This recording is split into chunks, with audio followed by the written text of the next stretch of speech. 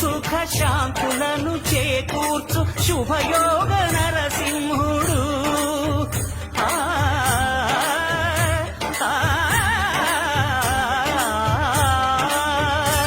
సుఖ శాంతులను చేకూర్చు శుభయోగ నరసింహుడు.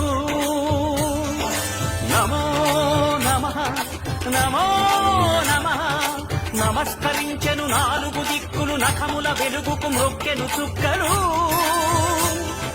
గోపుర రూపము దాల్చినది ఆ దివ్య సుదర్శన చక్రము, మంగళహారతులిచ్చినది మహాకాల చక్రము.